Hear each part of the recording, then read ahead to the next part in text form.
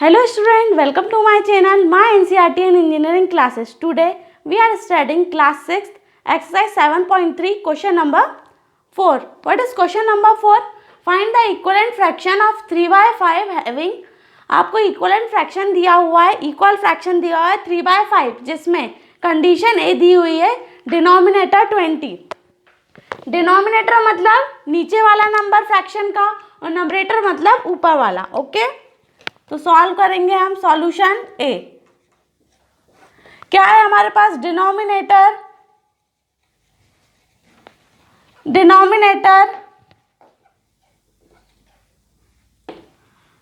20. ठीक है, डिनोमिनेटर 20 ए की कंडीशन है. हमको क्या दिया हुआ है? इक्वलेंट रखना है, हमको इक्वल फ्रैक्शन पर रखना है सबके लिए 3/5. तो नंबरेटर नंबरेटर को क्या मानेंगे हम? Numerator be capital N. ठीक है, न्यूमरेटर को हम क्या मानेंगे? कैपिटल एन मानेंगे. तो नंबरेटर हमारा हो गया कैपिटल एन, तो हमारा हो गया ये capital N divided by denominator कितना दिया है हमने? 20.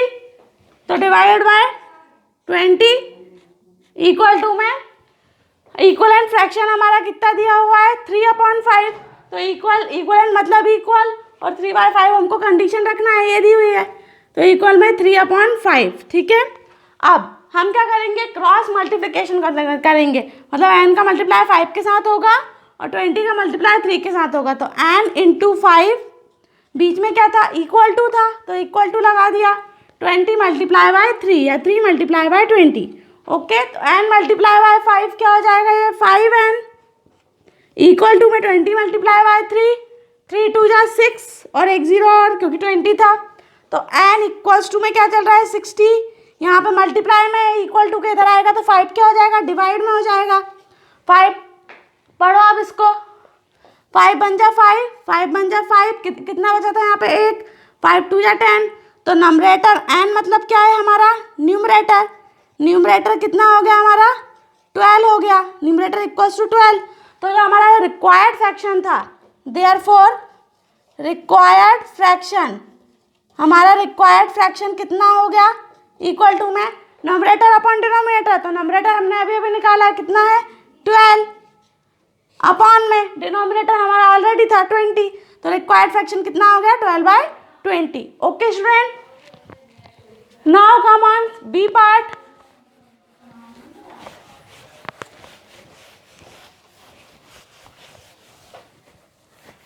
बी पार्ट में क्या दिया हुआ है? बी पार्ट में आप देना नंबरेटर दिया हुआ है आपको, न्यूमरेटर 9. ठीक है, न्यूमरेटर आपको दिया हुआ है 9. तो आपको यहाँ पे डिनोमिनेटर क्या मानना पड़ेगा? Capital D. तो डिनोमिनेटर बी कैपिटल डी. ठीक है, अगर नंबरेटर नहीं होगा तो आप कैपिटल एन रखना और डिनोमिनेटर नहीं होगा तो आप कैपिटल डी रखना. यहाँ पे नंबरेटर दिया होता है 9, डिनोमिनेटर हमने रखा डी. तो फ्रैक्शन के हिसाब से न्यूमरेटर 9 अपॉन डिनोमिनेटर नहीं है, डी माना है. इक्वल टू में क्या रखना है? हर एक कंडीशन में इक्वल फ्रैक्शन क्या रखना है? 3/5. तो इक्वल टू में 3/5. अब क्रॉस मल्टीप्लाई करो, 9 का मल्टीप्लाई 5 से और डी का मल्टीप्लाई 3 से. तो 9 इंटू 5 बीच में क्या चल रहा है? Equal to. ये इक्वल टू का साइन चल रहा था, तो equal to D multiply by 3. तो 9 5 जा 45 equal to D multiply by 3d है ना. अब ये 45 इसके अपॉन में चला जाएगा तो 45 इक्वल टू के इधर आएगा तो अपॉन में 3 आ जाएगा. इक्वल टू क्या चलेगा? डी. तो 3 डिवाइडेड बाय 45 डिवाइडेड बाय 3 कितना आएगा? 3 1 जा 3, 3 1 जा 3 बचा कितना? 1. 3 5 जा 15. तो हमारा डिनोमिनेटर कितना आ गया यहाँ पे? 15. तो हमारा जो रिक्वायर्ड फ्रैक्शन था, रिक्वायर्ड फ्रैक्शन क्या बनेगा? Required fraction equal to numerator upon denominator. Numerator हमको ऑलरेडी गिवन था 9, डिनोमिनेटर हमने निकाल लिया. अपॉन में डिनोमिनेटर कितना निकला हमारा? 15. तो रिक्वायर्ड फ्रैक्शन क्या कहलाएगा? 9/15. Now come to the C part. अब सी पार्ट में क्या है हमारे पास?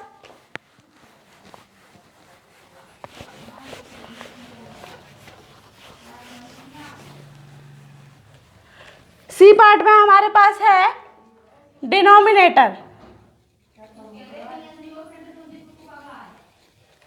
डिनोमिनेटर है हमारे पास कितना है? 30.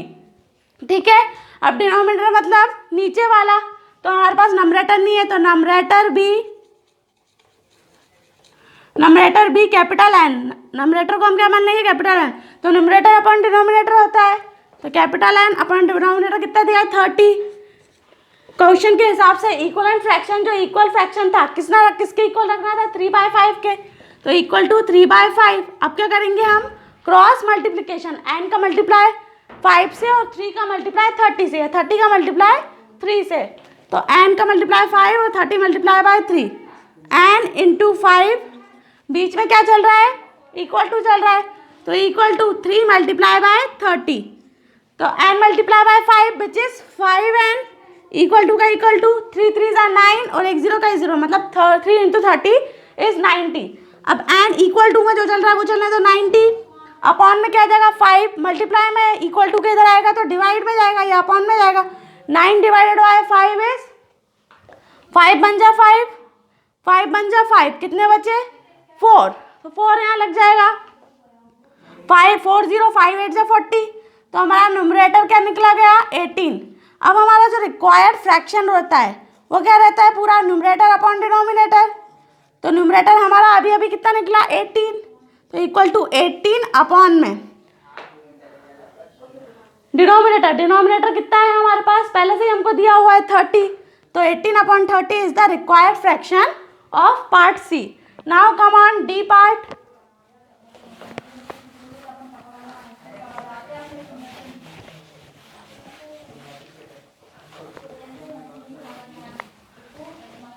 अब डी पार्ट में क्या है हमारे पास, न्यूमरेटर हमको दिया हुआ है,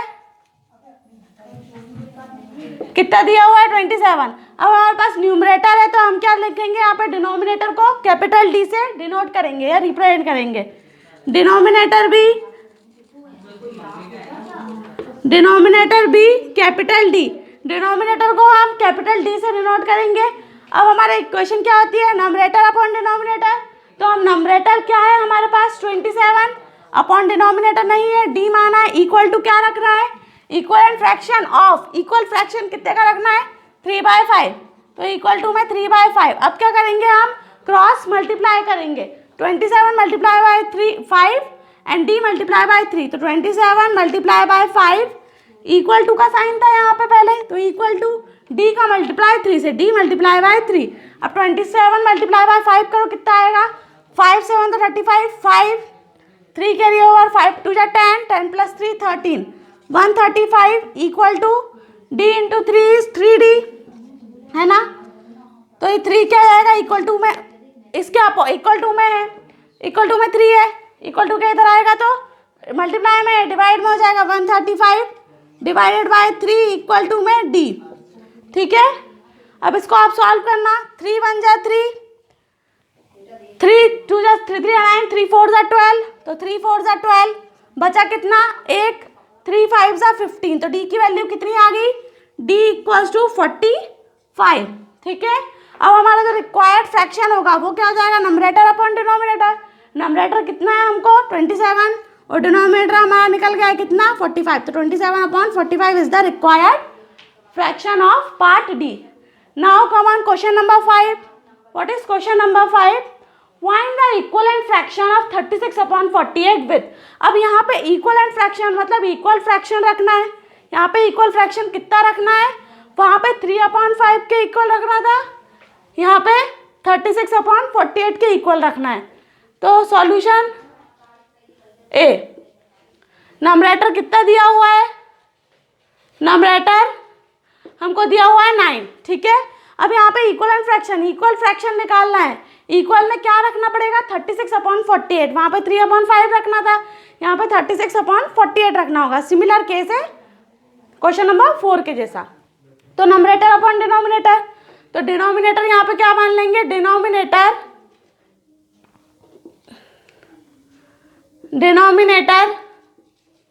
बी कैपिटल डी मान लेंगे, ठीक है। डिनोमिनेटर मान लिया हमने कैपिटल डी। अब हम कंडीशन के हिसाब से क्या रखते हैं, नंबरेटर अपॉन डिनोमिनेटर, है ना। तो नंबरेटर कितना है हमारे पास 9 अपॉन में डिनोमिनेटर कितना है डी। अब इक्वल टू इक्वलेंट फ्रैक्शन कितना दिया हुआ है 36 अपॉन 48, तो इक्वल टू में 36 अपॉन में 48, ठीक है। अब हम क्या करते हैं, क्रॉस मल्टीप्लिकेशन करते हैं। क्रॉस मल्टीप्लिकेशन 9 का मल्टीप्लाई 48 के साथ और d का मल्टीप्लाई 36 के साथ, तो 9 इंटू 48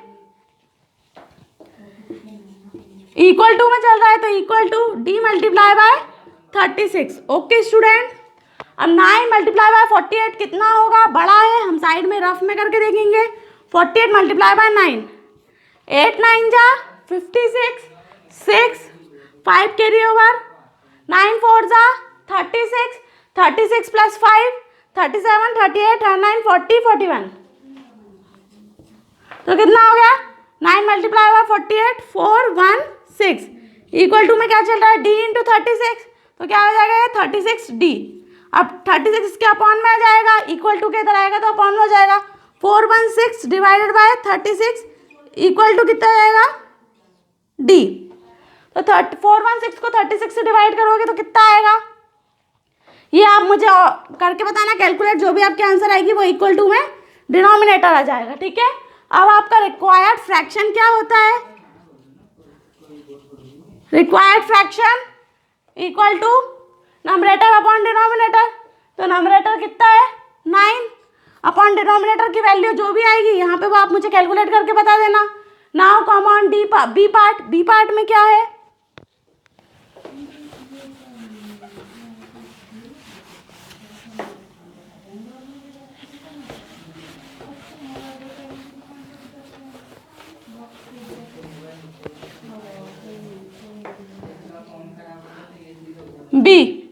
बी पार्ट में क्या दिया हुआ है। अब बी पार्ट में आपको डिनोमिनेटर इज ऑलरेडी गिवन, यहाँ पे डिनोमिनेटर दिया हुआ है।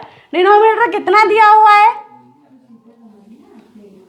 डिनोमिनेटर 4 दे के रखा हुआ है, तो यहाँ पे हम न्यूमरेटर क्या मानेंगे, कैपिटल एन, न्यूमरेटर भी कैपिटल एन, ठीक है। न्यूमरेटर हमने क्या मान लिया है, कैपिटल एन। अब क्वेश्चन के हिसाब से क्या आता है, न्यूमरेटर अपॉन डिनोमिनेटर, तो न्यूमरेटर की जगह capital N upon denominator is already given 4 equal to equivalent fraction किसके इक्वल रखना है, 36 अपॉन 48 इक्वल टू में 36 अपॉन में 48, ठीक है। आप क्रॉस मल्टीप्लाई कर दीजिएगा, एन का multiply 48 equals to 36 multiply by 4, तो एन इंटू 48 कितना होगा, 48n equal to 36 multiply by 4, तो 36 को आप मल्टीप्लाई करना 4 से कितना आएगा, 6 4 जा 24, 4 2 कैरी हुआ, 4 3 जा 12, 13 14 144 आ गया। अब 144, तो n equals to 144 divided by 48, जो भी वैल्यू आएगी वो आपकी n की वैल्यू होगी। आप मुझे जल्दी से कमेंट में करके बताएं। अब रिक्वायर्ड फ्रैक्शन क्या होता है हमारा, न्यूमरेटर अपॉन डिनोमिनेटर, तो न्यूमरेटर की जो भी वैल्यू आएगी आप वो आप लिख देना, और हमारा डिनोमिनेटर कितना है 4, न्यूमरेटर की जो भी वैल्यू आए वो आप फ्रैक्शन अपॉन के ऊपर लिख देना। Okay student, now come on question number 6।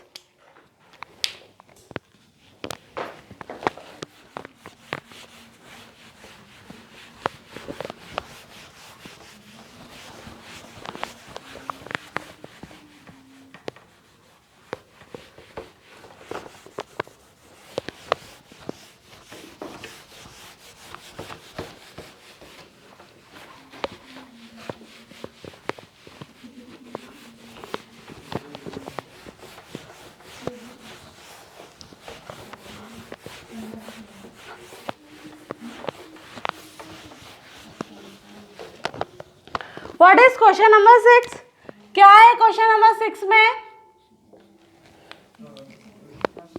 C question number 6, check whether the given fraction, check whether the given fraction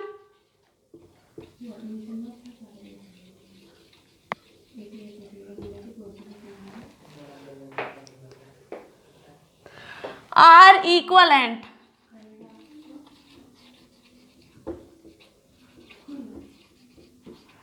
इनमें से कौन से फ्रैक्शन इक्वल आएंगे, ठीक है।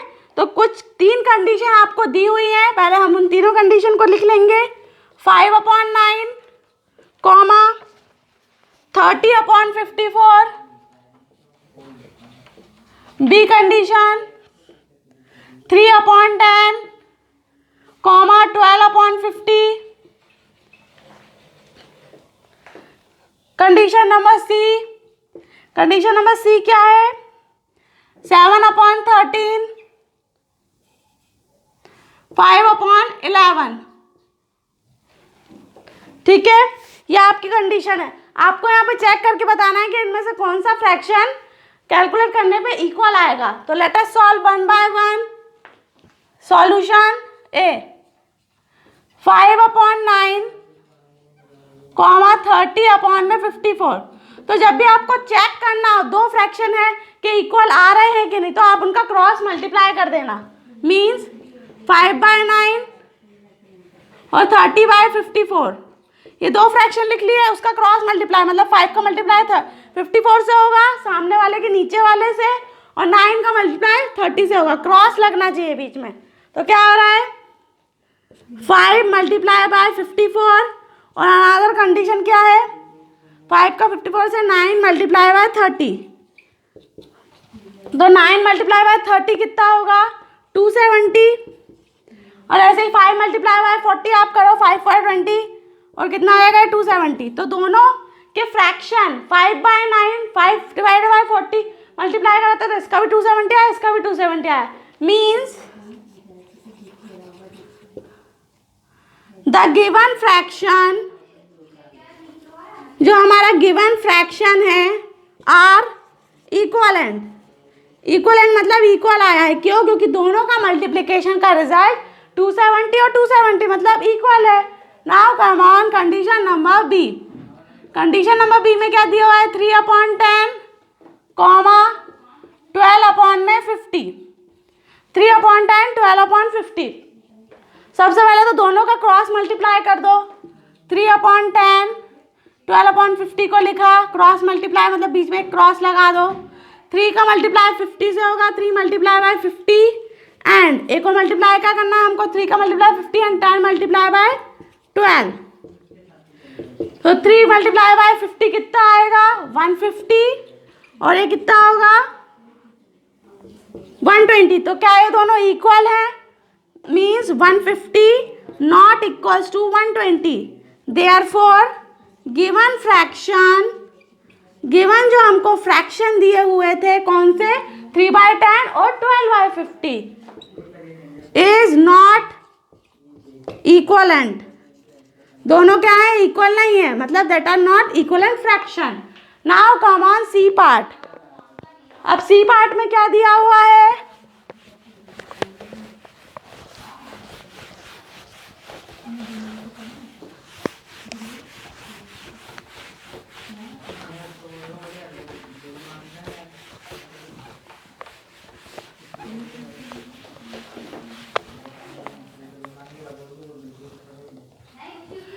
सी पार्ट में 7/13,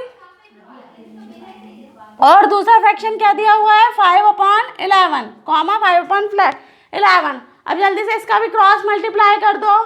7/13 और इधर 5/11। 7 का मल्टीप्लाई 11 से होगा, 13 का मल्टीप्लाई 5 से होगा। तो 7 × 11, एंड दूसरा क्या करना है, 7 का 11 से लिख दिया, 13 × 5, 13 × 5। 11 7 जा, इसका तो आएगा 77, इसका कितना आएगा, 5 3 15, 5 1 कैरी, 5 1 जा 5 और एक 6। तो 77 और 65 इक्वल है क्या, इक्वल नहीं है। That means 77 not equals to 65 means given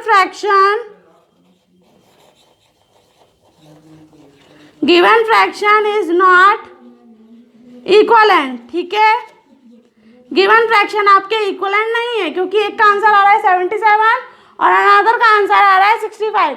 okay student, if you have any query and doubt, please write down in comment box. Like and subscribe my channel. Thank you.